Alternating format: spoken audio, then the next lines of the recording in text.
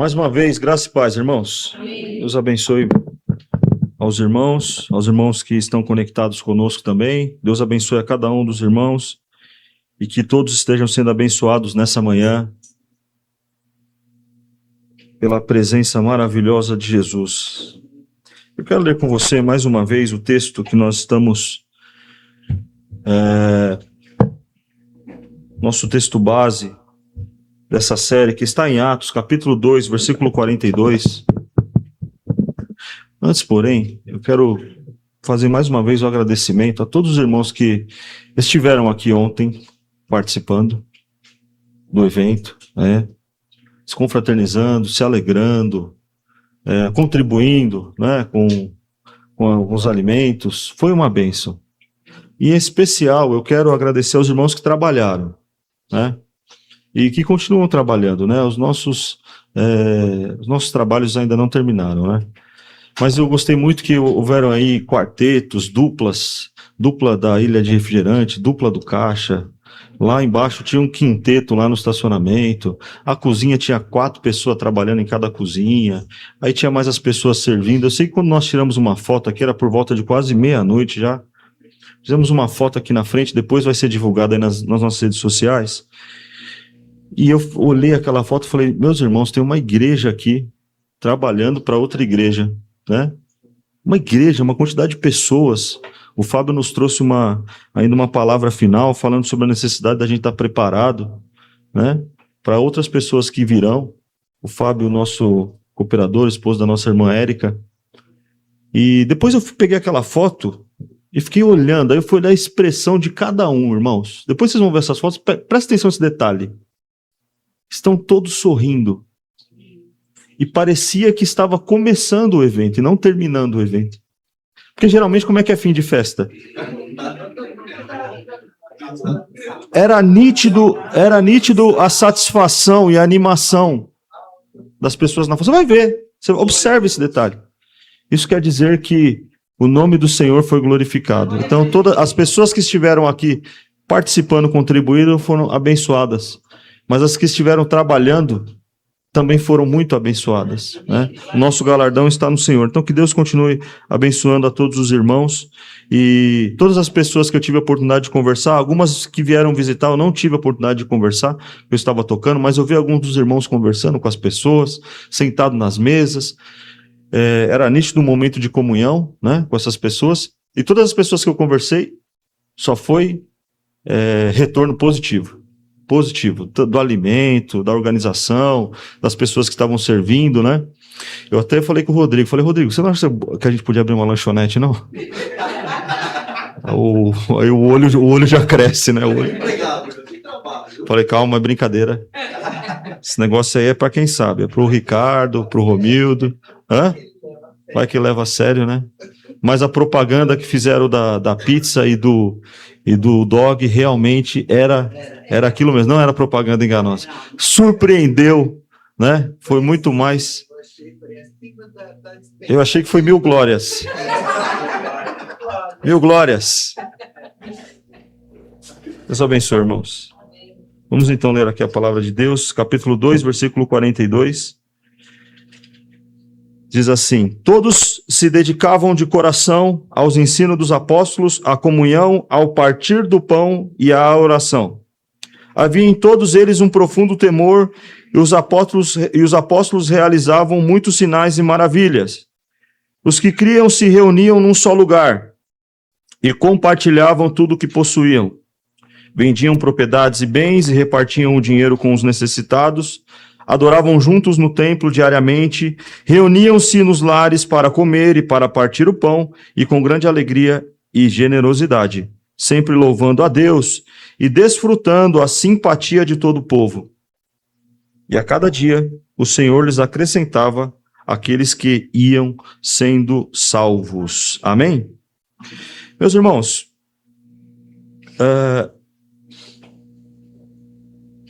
nosso tema Construindo uma Igreja Acolhedora, que hoje trata sobre a oração. Na introdução que o pastor Cláudio fez, eu quero fazer aqui menção dessas palavras sobre a oração. Ele disse o seguinte, preste atenção. O temor e as maravilhas aconteciam porque havia uma igreja de joelhos.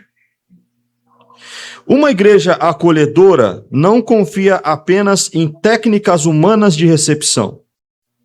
Ela depende do Espírito Santo, que é ativado para transformar vidas por meio da oração. Ele ainda disse na sua introdução: a oração comunitária regular limpa o ambiente espiritual. Ele também disse: ela é o antídoto contra o julgamento. É impossível acolher de verdade a quem nós vivemos criticando. Mas é natural acolher a quem nós cobrimos em oração. A oração comunitária regular, ela é um antídoto contra o veneno chamado julgamento. Mas quando você está orando por alguém, e essa pessoa chega a essa igreja acolhedora, ela é recebida de coração, porque ela está sendo coberta em oração. E por último, ele disse também o seguinte: a recepção humana pode fazer o visitante se sentir bem-vindo, mas é a oração da igreja que faz ele se sentir em casa e tocado por Deus. Vou repetir: a recepção humana pode fazer o visitante se sentir bem-vindo, mas é a oração da igreja que faz ele se sentir em casa e tocado por Deus. Uma coisa não anula a outra. Elas têm que trabalhar juntas aqui. Certo? Porque a gente é muito bem recebido numa loja também, com o interesse da gente comprar alguma coisa. Certo? Aqui as pessoas são bem recebidas com o interesse que elas sejam transformadas e tocadas pelo Espírito Santo. E essa segunda parte, somente o Espírito pode fazer. Mas tem uma que a gente contribui, que é a oração. E é sobre isso que nós queremos falar com os irmãos nessa manhã, e eu pretendo ser o mais breve possível. Nós estamos aqui, irmãos, nesse texto, para que todos nós entendamos aqui o contexto do começo da igreja. Essa igreja é chamada a comunidade dos novos convertidos, a igreja primitiva, o começo da igreja que Jesus plantou. Quem plantou essa igreja foi o próprio Jesus. Essa é a igreja que Jesus plantou. E plantou através dos apóstolos. Plantou através dos discípulos. Essa igreja primitiva, ela tem um padrão de comportamento. Ela tem hábitos. Ela tem rotinas. E se você observar, no versículo 42, o primeiro versículo, por favor.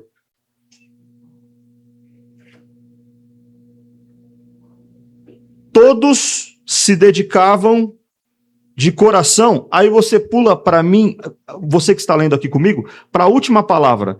Todos se dedicavam de coração à oração. Oração na igreja primitiva era algo que vinha primeiro do coração. Assim como aprender, assim como ter comunhão, assim como partir o pão, oração também era algo que vinha do coração. Se dedicava no coração. Porque nós temos também a possibilidade de estar dedicado a alguma coisa, mas não estar dedicado a essa coisa, Ezequias, de coração. E quando nós estamos num processo de obrigatoriedade com algo relacionado à vida espiritual, a chance de você se tornar religioso naquilo, aí você não tem mais uma oração. Você passa a ter uma reza, no sentido de repetir uma coisa. Você faz aquilo por uma obrigação, porque você tem que cumprir. Mas aí está escrito que essa igreja tinha um comportamento, eles se dedicavam à oração de coração. Versículo 46, por favor. A primeira parte desse versículo também vai dizer que outro hábito que eles tinham é que eles adoravam juntos no templo, diariamente. Adoravam juntos no templo. Eles iam à igreja. Eles iam ao templo. Eles se reuniam nas casas, mas eles também se reuniam no templo. Eles tinham a sua vida individual, mas eles também tinham uma vida pública. E a Bíblia está dizendo que eles adoravam juntos no templo. Aqui na igreja, irmãos, nós fazemos tudo juntos. Nós cantamos juntos. Nós pregamos juntos. Como nós pregamos juntos? Ora, se eu estou pregando é porque você está ouvindo. Nós estamos pregando junto aqui nessa manhã. Vai adiantar se eu estivesse aqui falando sozinho? Que ministério meu que estaria sendo cumprido nessa manhã de trazer a palavra, se você não estivesse ouvindo? Agora, faria sentido nós estarmos todos juntos sentados aí e não ter um pregador aqui? Não, nós fazemos juntos. Nós contribuímos juntos. Nós fizemos um evento aqui ontem, juntos. Nós ofertamos juntos, contribuímos juntos. E o que nós fazemos juntos? Oramos. Oramos juntos. Adoravam juntos no templo diariamente. Eu coloquei aqui que esse era o padrão de conduta espiritual dessa igreja. Eu chamei de PCE. PCE. Qual que é o PCE dessa igreja? Padrão de conduta espiritual. PCE. Padrão de conduta espiritual. Ensino dos apóstolos, comunhão, partir do pão e oração. Agora, da onde eles tiraram isso? Se eles não eram igreja antes. Então, quem ensinou isso para eles? Já responderam aí, ó. Quem plantou essa igreja? Eu falei no princípio, quem plantou essa igreja? Jesus. A Bíblia está dizendo que, aí logo no começo, que eles aprendiam, que eles viviam no ensino dos... Quem ensinou os apóstolos? Jesus. E o nosso mestre Jesus, sobre a oração, deixou exemplos práticos. Quem escreveu o livro de Atos foi Lucas. Quem escreveu o livro de Lucas foi Lucas. Lucas vai ser o escritor, o historiador, que mais cita Jesus orando. Mateus vai citar por volta de 8 vezes, Marcos vai citar por volta de 4 vezes, Lucas vai citar 10 vezes Jesus orando. Esses episódios na vida de Jesus, olha que interessante.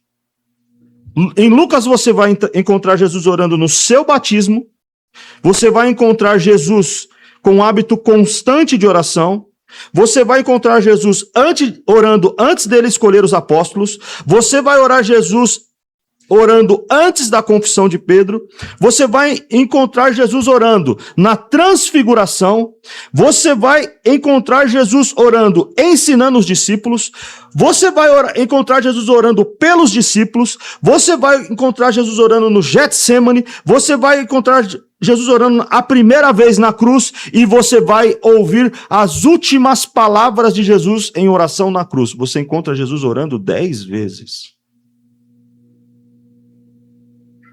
Se nós pegarmos o ministério de Jesus e a vida de Jesus, todos os seus grandes atos antecederam o momento de oração.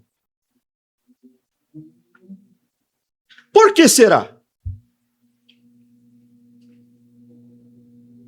Aqui a expressão de Lucas sobre a oração no seu evangelho é para demonstrar a nós o Jesus homem. Ele não orava muito porque ele era homem e Deus. Ele orava porque ele era homem. Oração, querido, é coisa do céu? É coisa do céu, oração? O que vocês acham? Oração é coisa do céu? Hã? É daqui, né? Tem gente orando no céu? Não, oração no céu não. O que tem no céu é intercessão. É nós sendo acolhidos nas nossas orações na terra, porque Jesus está diante do Pai. Ele é o nosso advogado fiel. Mas não tem oração. Deus não ora para ele mesmo. O que há no céu é uma relação, é uma conversa totalmente espiritual e franca, uma comunicação da qual esses seres celestiais, inclusive, se enxergam. Inclusive, conseguem conversar com Deus e Deus conversar com eles. Agora, e nós? Você viu Deus hoje? Você viu Deus hoje? Você viu Jesus hoje? Você viu o Espírito Santo hoje? Então, como é que você conversa com ele? Você tem que orar, não é? É a oração. Por que essa igreja ora? Por que essa igreja de Atos 2 ora? Porque o mestre dela orava. Amém. Porque o mestre dela mostrou que, como homem nessa terra, tem que orar, irmão. Tem que orar. E ele ainda falou: orai e vigiai, para que não entreis em tentação. Não é somente um rito religioso, não. É uma prática espiritual que antecede qualquer evento da nossa vida. Porque nós só conseguiremos fazer tudo para a glória de Deus se nós estivermos conectados em oração com Deus. Jesus era um homem de oração. Ele tinha total convicção de que sem um relacionamento íntimo com o Pai, seria impossível realizar a sua missão. E eu quero ler com você aqui Lucas capítulo 5, versículo 15 e 16. Lucas 5, 15 e 16. Preste atenção, que interessante isso. E isso aqui está muito conectado com o que o Fábio falou aqui ontem no final da nossa reunião. Muito conectado. Mas a notícia a seu respeito se espalhavam ainda mais. A respeito de quem? De Jesus. E grandes multidões vinham para ouvi-lo e para ser curadas de suas enfermidades. Ele, porém, se retirava para lugares isolados a fim de orar. Volta o versículo 15 para mim, por favor. Não precisa congelar, não. Coloca no 15 aí. Na tela da Atena. Isso. Grandes multidões. Quem não quer isso? Hã? O pastor Douglas vai pregar hoje, vai vir grandes multidões. Rapaz, é hoje. Vai vir grandes multidões. As notícias sobre a ICL estão se espalhando. Vai começar a vir gente. E eles vão vir para ouvi-los. Quem não quer ser ouvido? Hoje em dia, ter multidões ouvindo. Mas eles também virão com enfermidades. De todos os tipos. Espirituais, financeiras, emocionais, de relacionamento. Nós não queremos ser uma igreja acolhedora? Então, irmãos, a primeira regra que Jesus vai nos dizer é o seguinte. Versículo 16, está claro no versículo 16. Ele, porém, se retirava para lugares isolados a fim de orar. Antes de estar na obra de Deus, esteja com o Senhor da obra. Vou repetir. Antes de estar fazendo a obra de Deus, pregando, cantando, ministrando, sendo tesoureiro, sendo diácono, sendo assistência social, independente do que nós fazemos aqui. Antes de estarmos na obra de Deus, precisamos estar com o Senhor da obra. Vou dizer uma coisa para você e precisa ficar claro para nós isso aqui. Sabe o que Jesus está dizendo? Aqui, nessa situação que Lucas está registrando sobre Jesus, se retirava para lugares isolados a fim de orar. Sabe o que está sendo dito aqui, irmãos? Que Deus vem antes de pessoas.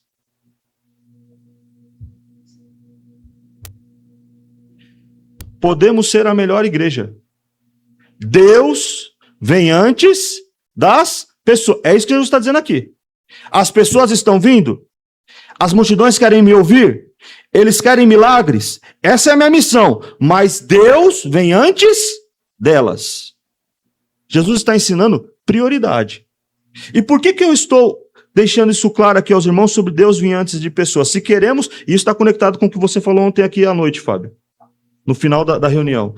Se queremos cuidar de pessoas, se queremos acolher pessoas, se queremos ser respostas de Deus para pessoas, precisamos estar primeiro com o Senhor da obra. O pastor Cláudio disse o que na sua introdução aqui? Abre aspas. A recepção humana pode fazer o visitante se sentir bem, mas é a oração da igreja que vai fazer ele se sentir em casa e tocado por Deus. Se nós não tivermos esse comportamento de Jesus, de primeiro se preocupar primeiro com a nossa relação com Deus, nós não vamos ajudar nada as pessoas. Porque Jesus vai ser muito claro, quando ele volta do momento de oração, o que acontece? Há milagres, há cura, há palavra, demônios são expulsos, ele escolhe discípulos. Mas por quê? Porque ele está de pé diante de Deus. Espiritualmente está pronto. Essas pessoas que vão chegar aqui na igreja, queridos, e que já estão chegando, e graças a Deus por todas elas não vão chegar aqui e encontrar um anjo na porta. Está lá Gabriel esperando. Vem, Gabriel, venha, por favor. Vem aqui, sente aqui. Ah, não, hoje não. A escala hoje não é do Gabriel, é a escala do Miguel. Então vem o Miguel aqui na porta. Venha, você é o nosso visitante. Não! São pessoas que vão cuidar, ajudar, se relacionar, ouvir, falar, doar. E quem são essas pessoas? Nós. Então, nós temos um slogan aqui nessa igreja. Nós temos uma frase dessa igreja. A frase dessa igreja é o seguinte: a frase, quando se usa uma frase para colocar em qualquer coisa, é para comunicar para fora, não é para dentro. Ok? É para fora. Quando tem uma marca que coloca, é para comunicar o que ela é para fora, para quem está chegando. Então, na nossa igreja, nós dizemos o seguinte: um lugar aonde as pessoas vêm primeiro do que as coisas. Ok? Igreja Cristã Livre, um lugar onde as pessoas vêm primeiro do que as coisas. Esse é o slogan externo. É a frase para fora. A frase para dentro da nossa igreja é essa aqui. Uma igreja aonde Deus vem antes das pessoas. Nós temos que ter essa visão interna. Igreja Cristã Livre, uma igreja aonde Deus vem antes das pessoas. Porque vem Deus, pessoas, depois coisas. Senão as pessoas passam a ser atraídas por coisas, gostando de pessoas, achando que vão chegar a Deus. E não é esse o processo. Igreja Cristã Livre, um lugar onde as pessoas vêm primeiro do que as coisas. Igreja Cristã Livre, um lugar onde Deus vem antes das pessoas. Porque se Deus não vir antes na nossa vida, meus irmãos, nós não vamos conseguir nos relacionar com as pessoas. Agora, o que tudo isso tem a ver com oração? Jesus tem uma escola de oração. Ele ensinou regras. Regras muito importantes sobre a oração. E eu quero ler com você Mateus 6,6. Primeira regra que Jesus ensina. Mateus 6,6. Os irmãos estão entendendo? Amém? Graças a Deus. Mateus 6,6.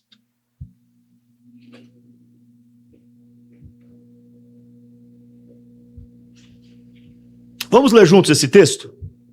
Mas, quando orarem, cada um vá para o seu quarto, feche a porta e ore a seu pai, em segredo.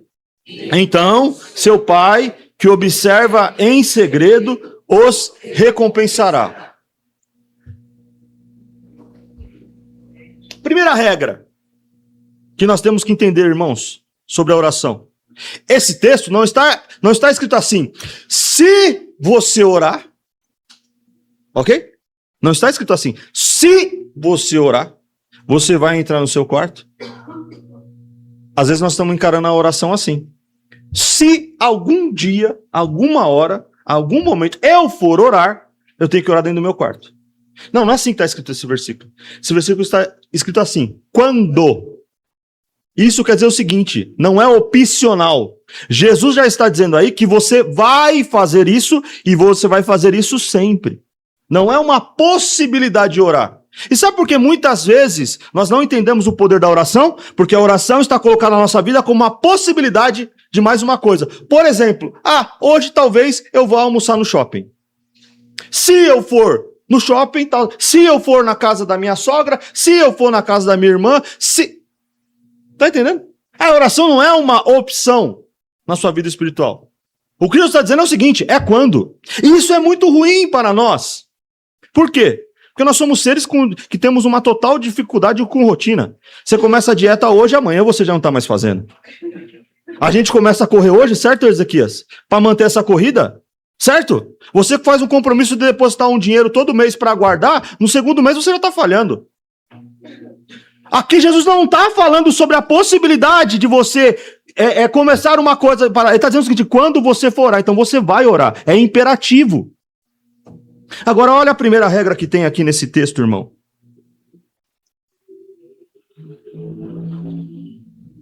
A primeira regra que tem nesse texto é: não seja visto pelos homens. Não seja visto pelos homens. A primeira coisa que está escrito nesse texto é que antes do Pai ser nosso, o Pai é meu. O meu pai, antes de ser pai dos meus irmãos, ele é meu pai. Ele é meu pai. Ele também é pai dos meus irmãos, mas ele é meu pai. Sabe qual que é a diferença disso? A diferença disso é o seguinte, que a relação que eu tenho com o meu pai não é a mesma relação que existe quando os filhos estão reunidos. Então, sabe o que isso significa? Que oração na igreja não é igual a oração em casa.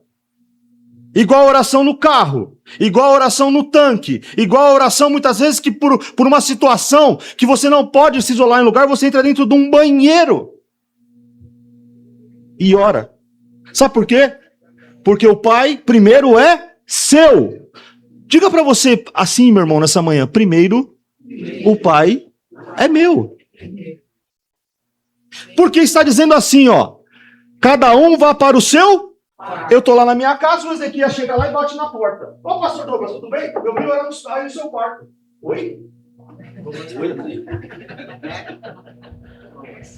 Eu vim aqui orar no seu quarto. Mano, peraí, meu irmão, o que tá acontecendo? Não, porque eu vou orar a Deus. Não, não. O quarto é seu, o pai é seu, a porta é sua, a oração é sua, a intimidade é com você. A primeira coisa que Jesus ensina na regra é: você é filho de Deus, Deus é o seu pai, o momento de intimidade que você tem que ter é seu. E por que Jesus vai ensinar isso, querido? Porque sabe o que acontece com a oração coletiva? A oração coletiva não é para você contar. Tudo bem aí?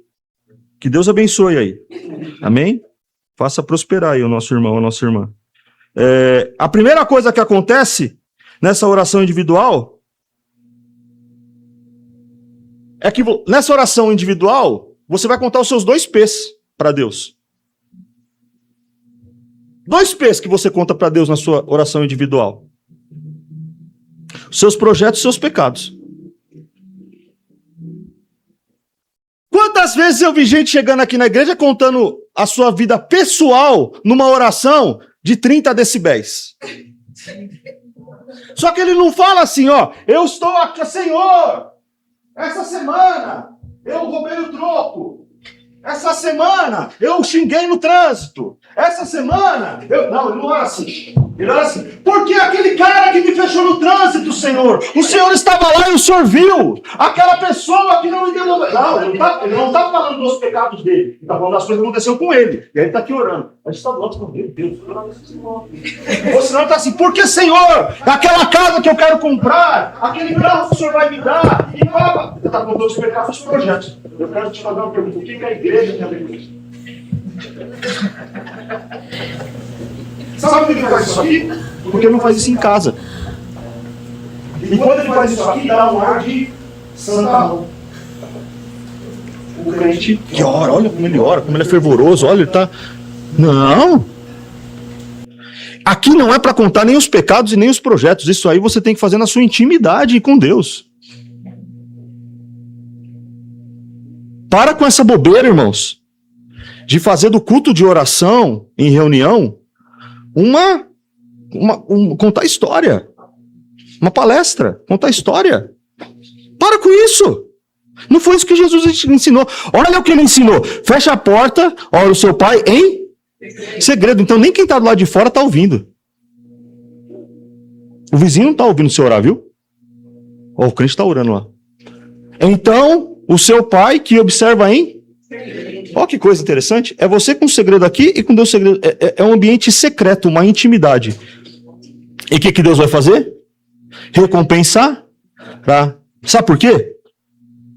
Porque Deus não tem necessidade que nós sejamos vistos, nem orando pelas coisas e nem as recebendo, viu? Aliás, Deus diz o seguinte, o que a sua mão... Jesus, no Sermão do Monte, vai dizer, o que sua mão direita fizer, a esquerda não saiba, e o que a esquerda fizer, a direita não saiba. Somos nós, irmãos, às vezes que temos a necessidade de mostrar as bênçãos que Deus nos dá. Mas Deus está dizendo que vai ser tudo em segredo. É uma relação íntima que nasce de uma oração em segredo. Só que nós fomos treinados, muito treinados, para a oração, muitas vezes, aqui. Sim ou não? Sim.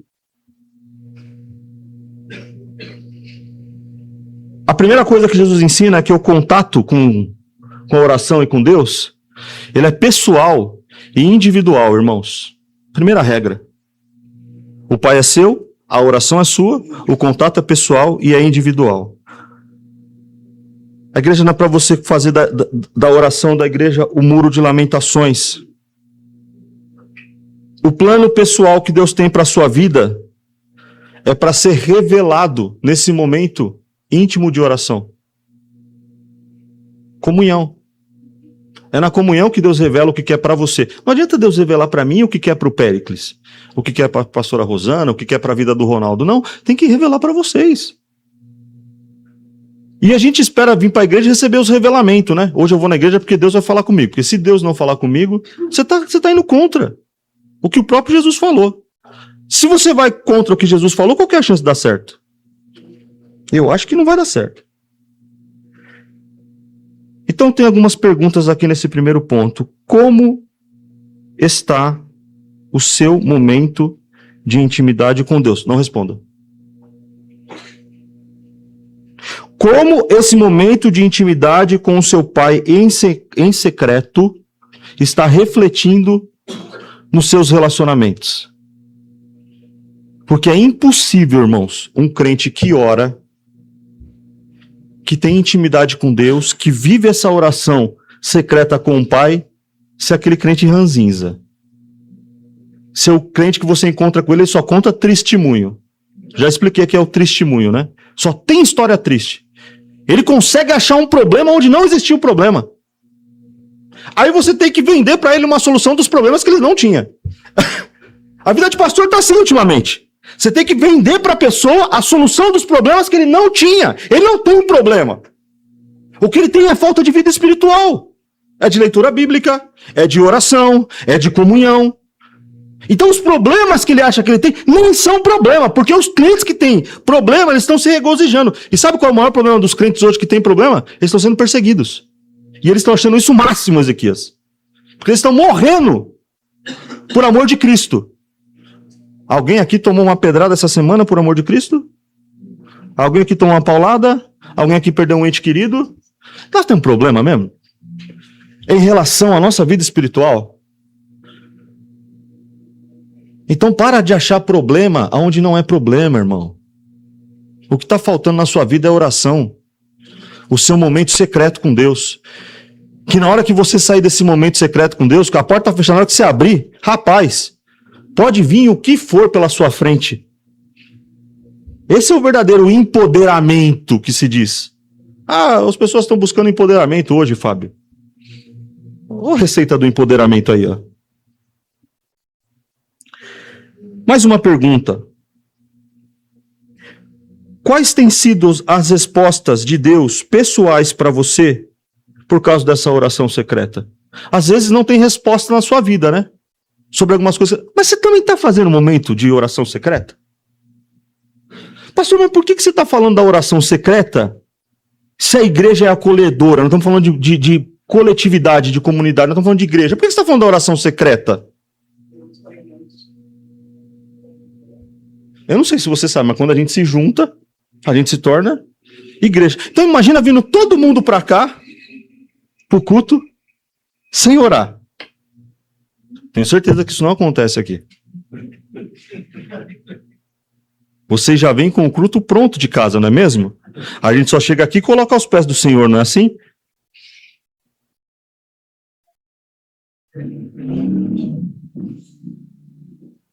Então a primeira regra é que o Pai é nosso, a oração é minha. Amém? Primeira regra. O Pai é nosso, a oração... Desculpa. O Pai é meu e a oração é minha. Primeiro o Pai é meu. Se o Pai não for... Irmão, vou dizer uma coisa para você. Se o Pai não for primeiro o seu, nem vem para o culto. Por que adianta você vir para um culto que o Pai não é seu? Você vai querer... É você querer viver a vida do filho adotado. Como é que é isso aqui? É o padrasto. Você vem pro culto do padrasto. Não vem pro culto do pai. Você vem pro culto do padrasto. Nada contra os padrastos, viu? Não é isso que eu tô dizendo. Mas você vem pro culto do padrasto. Porque você vem aqui para viver a experiência que o filho tá vivendo. Porque você não reconhece o pai na sua intimidade. Aí você quer vir no público e reconhecer ele como pai. Aí o músico pega o goião aqui e fica: vamos levantar a mão. Vamos adorar a Deus. Agora você senta. Agora você canta. Agora... O crente que reconhece o Pai, você nem mandou ele levantar a mão, ele já tá. 1000 glórias. Deixa eu me alegrar. O crente que não reconhece Deus como Pai, ele vem pro culto e fica assim, ó. É claro, ele não tem intimidade. Se ele não tem intimidade no secreto, como é que ele vai se regozijar no público? Aí o que eu tenho que fazer? Pôr fumaça, pôr luz, pôr banda. Entendeu? Eu tenho que fazer tudo isso. Porque eu mexo com o quê? Com o emocional. Aí você fica... Aí o ambiente é gostosinho. Mas você é um filho bastardo. Você não é filho. Não vocês. Não vocês. Vocês estão entendendo, irmãos? O que está se tornando a igreja? Como não há relação com Deus na intimidade, a gente tem que adaptar o público. Aí isso aqui vira um produto. Porque você não pode sair daqui tristinho. Você tem que sair alegre. Você viu o culto, você viu a palavra, você viu o louvor, mas que bênção. O culto foi para você, não foi para Deus. Foi para mim, não foi para Deus. Então a segunda regra, e eu já estou caminhando para o fim, que aí vai entrar a nossa vida como igreja acolhedora, está em Mateus 18, 19 e 20. Mateus 18, 19 e 20. Vamos lá, João. Mais 12 capítulos aí para frente. Isso, pronto. Também lhes digo que, se 2 de vocês concordarem aqui na terra a respeito de qualquer coisa que pedirem, meu Pai no céu os atenderá. Pois onde 2 ou 3 se reúnem em meu nome, eu estou no meio deles. Vou repetir. Pois onde 2 ou 3 se reúnem em meu nome, eu estou no meio deles. Eu vou dar aqui uns 30 segundos para você refletir sobre esse versículo. Sobre esse versículo aí.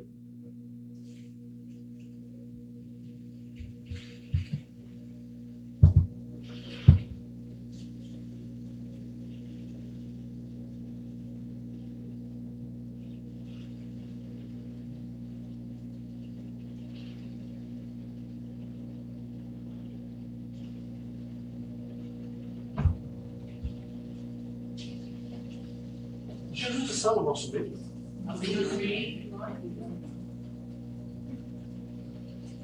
Está vendo?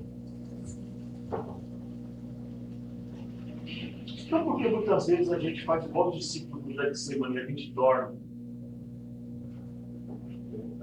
na presença de Jesus. Estavam nisso. Jesus estavam em dever. Ou no caminho do mal. Se você não tem para refletir. Se você entrar nessas portas, com a convicção que você vai se reunir com um povo que está vindo para cá, para um ajuntamento, que é em nome de Jesus. Esse ajuntamento tem um princípio, é o nome de Jesus. E que Jesus vai estar no culto. Como é que você viria esse culto, sabe? Responde para mim, como é que você viria esse culto? Fala para mim, como é que você viria? Você recebe o WhatsApp meu, te mandei, mandando no louvor. Fábio, ó, Jesus vai vir no culto hoje. Como é que você viria esse culto? Mas eu lembro para você. Para você. Ó, Jesus vai vir no culto hoje. Como é que você viria esse culto?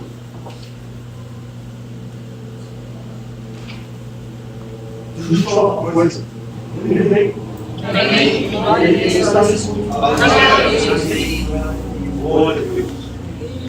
Nós estamos orando no nome dele. Não é que nós estamos sozinhos. Primeiro nós estamos primeiro entre nós. Será que nós estamos vindo com esse princípio que nós estamos vindo para esse culto? Para nos reunirmos ao redor do nome de Jesus. E aí ele vai daqui. Porque é impossível, irmãos, é impossível, aonde Jesus está, a presença maravilhosa da sua graça, da sua alegria, da cura, do poder, da transformação, não aconteça. A igreja acolhedora, ela só é acolhedora porque Jesus está presente no meio dela. A segunda regra que há nesse texto, e que Jesus está nos ensinando, volta para mim o versículo 19.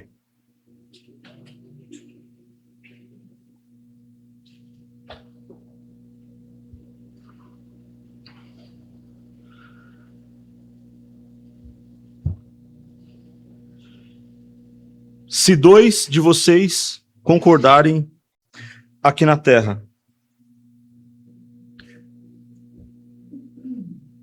É fácil concordar? É fácil concordar? É fácil consentir, viu, irmão? E eu temo que muitas vezes nas nossas relações como igreja, a gente está consentindo. Ah, esse povo foi ver lá, faz parte da igreja. Tá? Hipoteticamente falando, tá? Isso aqui não acontece. Hipoteticamente falando.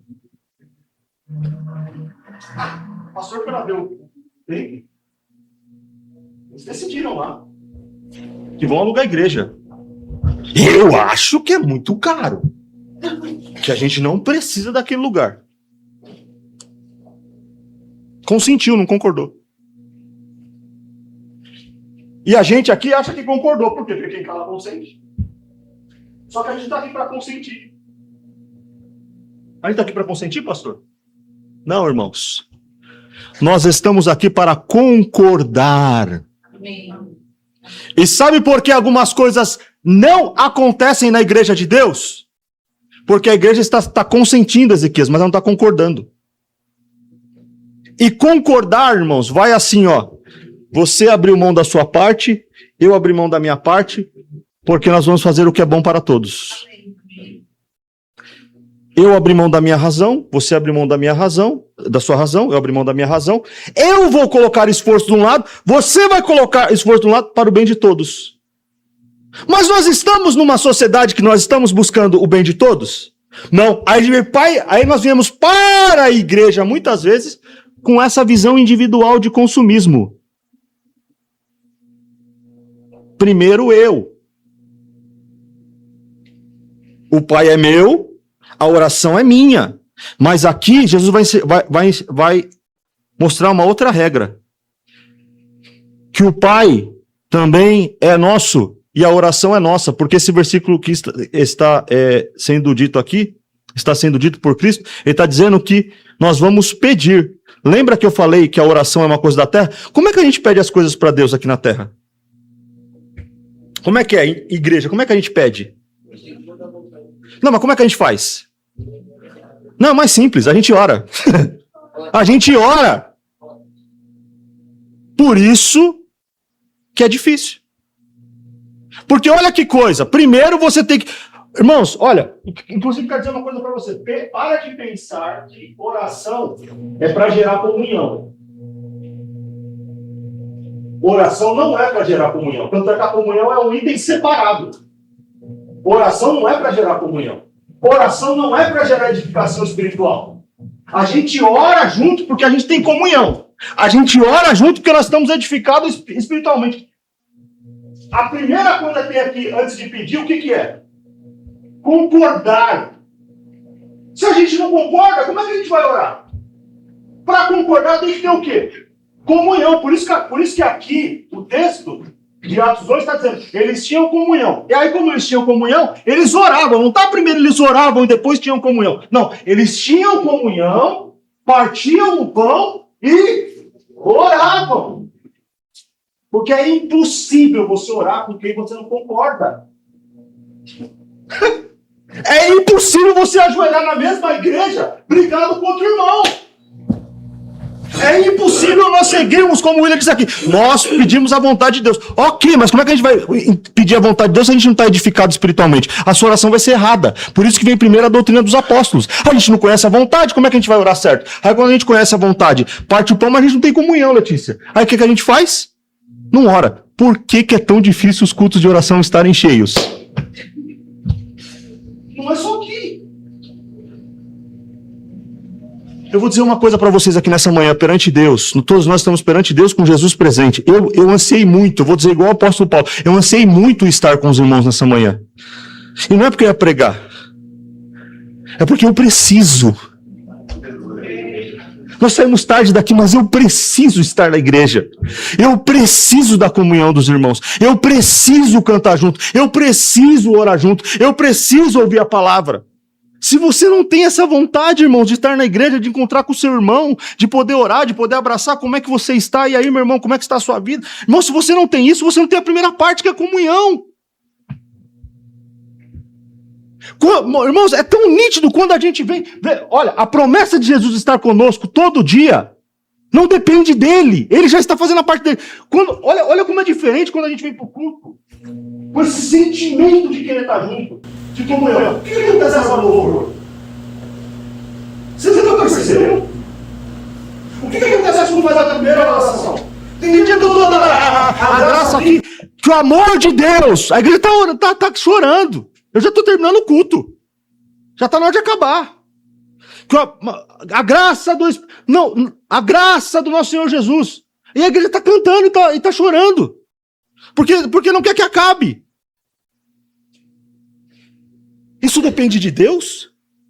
É dele que depende disso? É do Espírito Santo que depende? Ou é do nosso coração aberto? Oh, quão bom e quão suave é que os irmãos estejam em união. Alegrei-me quando me disseram, vamos à casa do Senhor. O pardal encontrou casa e andoria, ninho para si, mas eu encontrei os seus altares, Senhor. Quando o nosso coração está assim, aí o mestre que está presente, ele está vendo essas coisas. Eles concordam, eles querem, eles estão em comunhão, eles têm condição de partir o pão. Sabe o que Deus faz? Responde. De qualquer coisa que pedirem, o meu Pai no céu os... Então, se não está acontecendo algumas coisas, se o Senhor não está atendendo algumas coisas, como igreja, ou Ele está atendendo agora, é porque eu entendo que agora nós estamos espiritualmente nos alinhando. Então, irmãos, assim, nós estamos entrando num ciclo da igreja, e é importante que você saiba disso, que talvez eu não goste de barba grande como a sua. Ele não vai tirar. Então eu não vou ser amigo dele. Não me coloque para trabalhar no estacionamento com ele. Sabe o que vai acontecer com o culto aqui? Sabe, Périx? É interrompido. Paulo vai ensinar que se eu não estou bem com a Miriam, as nossas orações são interrompidas. Ela é a pessoa mais íntima que eu tenho na minha vida. Deus disse que nós em Cristo somos um, assim como Ele é um com o Pai. O nome disso é intimidade. Irmãos, como é que nós vamos viver o ciclo que Deus está trazendo para nós, se nós não entendermos que a obra de Deus, que a comunhão, que o partir do pão, que o aprender na palavra e que a oração, isso vai além das nossas questões pessoais.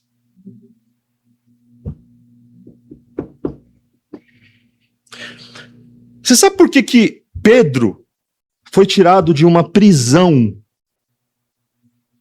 e não foi nem visto? Ele foi liberto. Ele saiu de uma prisão e apareceu na porta de uma igreja reunida. E os guardas daquela prisão nem sabiam que ele tinha sido liberado. Como é que ele saiu da prisão sem as portas serem abertas? Porque a gente fala muito de Paulo e Silas, o terremoto, foi tudo aberto, todos foram salvos, ninguém se perdeu. E Pedro, como é que você explica ele sair? Aí os soldados vão no outro dia, as portas estão fechadas, mas como é que ele saiu daqui? Quem abriu essa porta para ele? Aonde estava a igreja?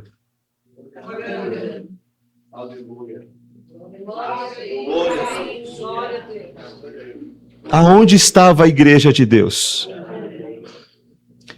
O que Deus vai fazer espiritualmente? Milagres que nós estamos ansiando ver. O que Deus pode fazer a partir do momento que os nossos joelhos estiverem dobrados juntos? Essa igreja acolhedora que nós desejamos, ela tem que partir de uma torre de oração como igreja.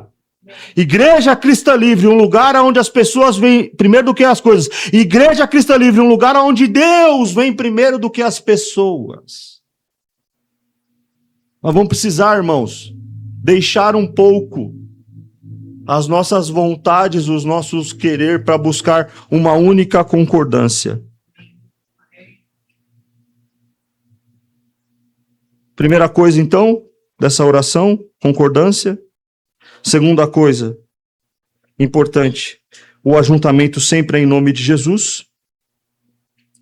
E a terceira, se nós fizermos dessa forma, Deus responde. Amém? Quero ler um último versículo com você. Esse texto aqui tem mais coisas.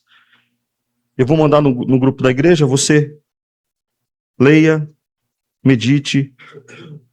Teve algumas coisas que eu não disse aqui, mas que está aqui você vai receber. Mas eu quero ler um último texto. Atos 2.